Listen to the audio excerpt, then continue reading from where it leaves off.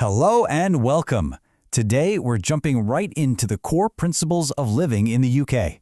We're talking about the fundamental rights and responsibilities that really shape day-to-day life for everyone here. Let's get started.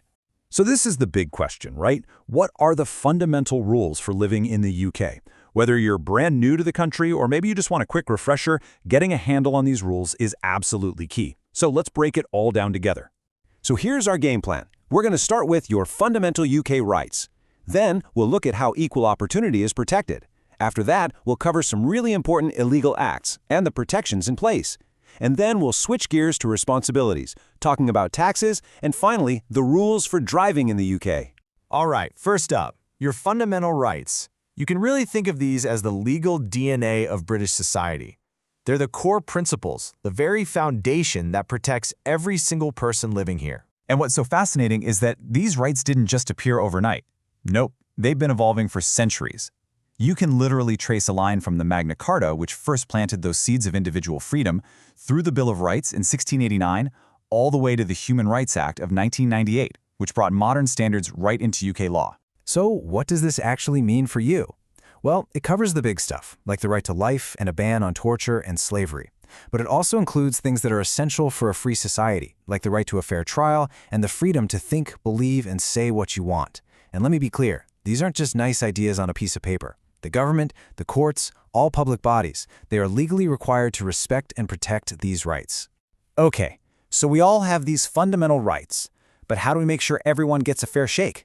Well, that brings us to our next topic, safeguarding equal opportunity. UK law is super specific about this. It lays out what are called protected characteristics. These are core parts of a person's identity.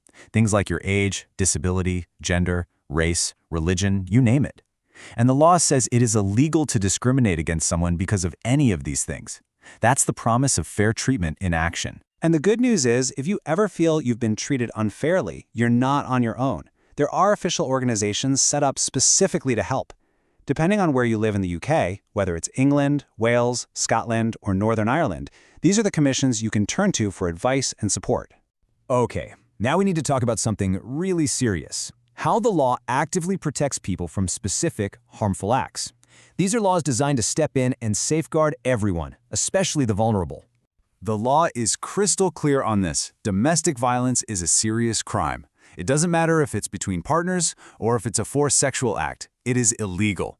But the single most important thing to know is that there is help out there 24/7.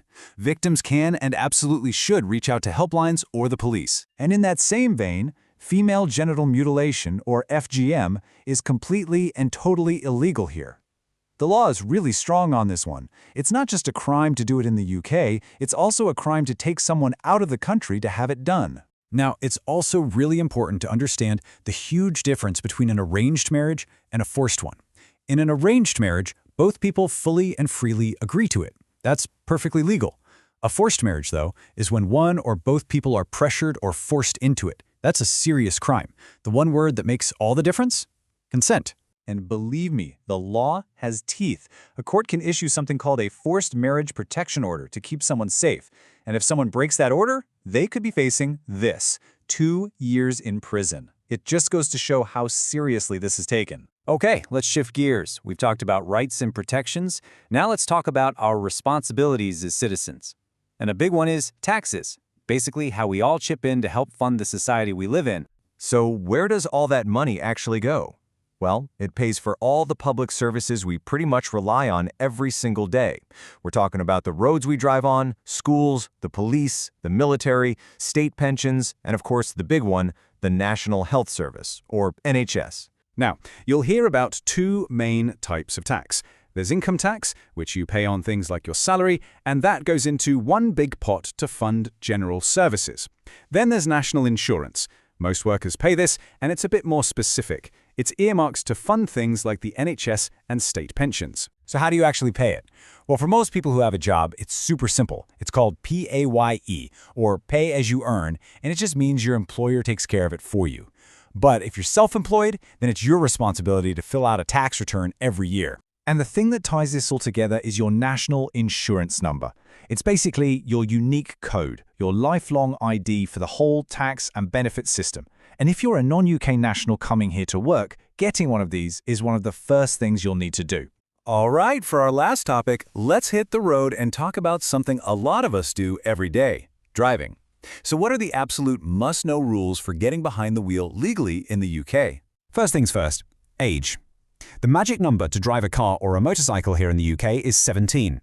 The only little exception is for mopeds. You can actually get a license for one of those a year earlier, at 16. Getting your license here is a pretty straightforward 3-step journey. You start by applying for a provisional license, which lets you start learning. Then you've got to pass the theory test. Finally, you have to prove you can handle yourself on the road by passing the practical test. But listen, passing your test is really just the beginning. Owning a car comes with ongoing legal duties. You got to register it, pay your road tax, and if your car is over 3 years old, it needs a yearly safety check called an MOT.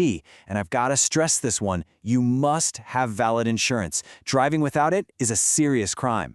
And hey, if you're new to the UK, listen up, because this is super important. If you have a driving license from another country, you can usually only use it here for the first 12 months. After that year is up, you'll need to go through the process and get a proper UK license to stay on the road legally. So there you have it. We've covered the fundamental rights that protect you and the key responsibilities that you have. These are the rules of the game, the things that shape society here. So the real question isn't just knowing the rules, it's what part will you play in upholding them? Thanks for joining me.